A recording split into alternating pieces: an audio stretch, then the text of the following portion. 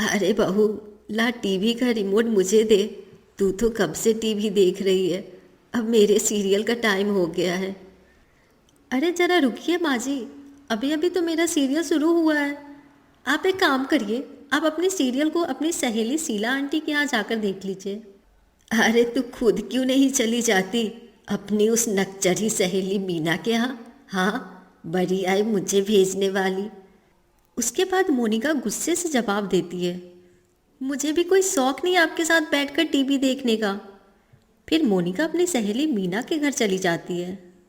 अरे क्या बात है मोनिका, अचानक इतनी रात को मेरे घर आना कैसे हुआ? अरे मैं क्या बताऊँ तुझे, मेरी सास के मारे तो घर में टीवी देखना भी मुश्किल हो गया है, इसलिए मैं टीवी देखने तेरे घर पे आ गई हूँ। अरे तू अपनी सास से इतनी डरती क्यों है? अभी अभी तो तेरी शादी हुई है, अगर अभी से तू नरम पड़ गई तो तेरी सास तुझे घर की नौकरानी बना के रखेगी। तू बिल्कुल ठीक कह रही है मीना, मेरी सास कुछ ज़रूरत से ज़्यादा ही फ़ायदा उठाती है। घर का सारा काम मुझे अकेली को करना पड़ता है। तू टेंशन मत ले, बहुत आसान तरीका है। बस कल से तेरी सास तुझे जो भी काम बताए तू उसे करने से साफ मना कर देना। देख लेना, धीरे धीरे तेरी सास लाइन पे आ जाएगी। फिर अगले दिन से मोनिका मीना की सिखाई हुई बातों को अपनाती है और अपनी सास से छोटी छोटी बातों पर झगड़ने लगती है। अरे बहू, सुबह से ये कपड़े बाथरूम में पड़े हैं, तूने अभी तक धोए क्यों नहीं? माँ जी, आज मेरी तबीयत ठीक नहीं है, आप धो लीजिए कपड़े। वैसे भी मैं तो रोज़ धोती हूँ ना, घर का थोड़ा बहुत काम आप भी कर लिया कीजिए। अरे बड़ी बदतमीज हो गई है तू, बहू होके अपनी सास से कपड़े धुलवाएगी। ये तो इस घर में कभी भी नहीं हो सकता। उसके बाद मोनिका चिढ़कर अपनी सास को जवाब देती है, तो ठीक है माँ जी, कपड़े इसी तरह पड़े रहने दीजिए, मुझे कोई फ़र्क नहीं पड़ता। मैं तो चली अपने कमरे में। फिर अगले दिन, अरे मोनिका, तुमने अभी तक मेरे कपड़े नहीं धोए, मैं ऑफिस क्या पहन कर जाऊँगा? देखिए जी, मैं आपसे साफ साफ कह देती हूँ, आप अपनी माँ से कहिए कि घर के काम में मेरा हाथ बटाया करे, या फिर एक नौकरानी का इंतजाम कर दीजिए। मैं अकेले इस घर का सारा काम नहीं कर सकती।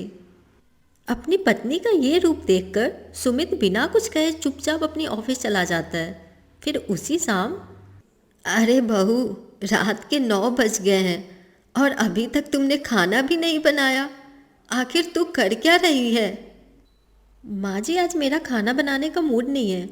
आज खाना आप बना लीजिए या फिर रेस्टोरेंट से मंगवा लीजिए ना। अरे बड़ी अजीब है तू, अगर मुझे ही खाना बनाना था तो तुझे क्यों अपनी बहू बनाकर इस घर में लाई हूँ? बस कीजिए माँ जी, अब बहुत हो गया। आप भी कभी कभी अपने हाथ पैर चला लिया कीजिए। सारा दिन बस इधर उधर टाइम पास करते रहती हैं, घर का तो एक काम नहीं करते हो आप। हे भगवान, वो कौन सी मनहूस घड़ी थी जब मैं इसे अपनी बहू बनाकर इस घर में लाई थी। अरे माँ जी, किस्मत तो मेरी फूट गई है जो मुझे आप जैसी सास मिली है। उसके बाद वो दोनों एक दूसरे से नाराज होकर अपने अपने कमरे में चली जाती है। थोड़ी देर के बाद सुमित और उसके पिताजी दफ्तर से घर लौटते हैं। घर में आज खाना नहीं बना था, ये देखकर सुमित अपने पिताजी से कहता है, पिताजी, अब पानी सर के ऊपर निकल चुका है, इन दोनों की सुलह कराने के लिए हमें ही कुछ करना पड़ेगा। सुमित के पिताजी सुमित से सहमति जताते हुए कहते हैं, तुम बिल्कुल ठीक कहते हो बेटा, मेरे पास एक बढ़िया उपाय है। फिर अगले दिन सुमित की बेटी चिंकी अपनी माँ मोनिका के पास जाती है। माँ, देखो देखो, दादी ने आपके लिए क्या भेजा है। तभी चिंकी मोनिका को एक छोटा सा बॉक्स देती है। मोनिका बॉक्स खोलकर देखती है तो उसके अंदर एक सोने का हार था। ये देखकर मोनिका की आंखें फटी की फटी रह जाती है। हाँ, माँ जी ने ये हार मेरे लिए भेजा है। हाँ माँ, और तो और दादी अपनी पड़ोस की सहेली से ये भी कह रही थी कि मेरी बहू बहुत अच्छी है, मेरा बहुत ध्यान रखती है, घर का सारा काम अकेले ही संभाल लेती है। अच्छा माँ, अब मैं खेलने जा रही हूँ।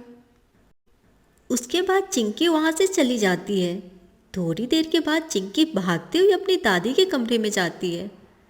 दादी, दादी, देखिए माँ ने आपके लिए क्या भेजा है। तभी चिंकी अपनी दादी को एक थैला देती है। फिर मोनिका की सास उस थैले के अंदर सुंदर सी साड़ी देखकर कहती है, अरे इतनी सुंदर साड़ी बहू मेरे लिए लेकर आई है। हाँ दादी, और आपको पता है माँ तो अपनी सहेली मीना आंटी से कह रही थी कि मेरी सास बहुत अच्छी है, मेरा बहुत ख्याल रखती है। अच्छा दादी, अब मैं खेलने जा रही हूँ।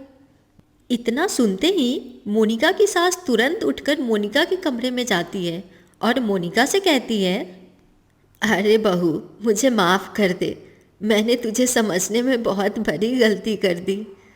अरे माँ जी, ये आप क्या कह रही हैं? माफ़ी तो मुझे आपसे मांगनी चाहिए, आप तो मेरी माँ समान हैं। उसके बाद दोनों सास बहू खुशी खुशी एक दूसरे के गले लग जाते हैं। सुमित और उसके पिताजी थोड़ी दूर पर खड़े होकर मुस्कुराते हुए ये नज़ारा देख रहे होते हैं। हेलो दोस्तों, तो कैसी लगी आप सभी को हमारी ये कहानी? अगर पसंद आई हो तो वीडियो को लाइक कर देना और चैनल को सब्सक्राइब करना मत भूलना। Thank you.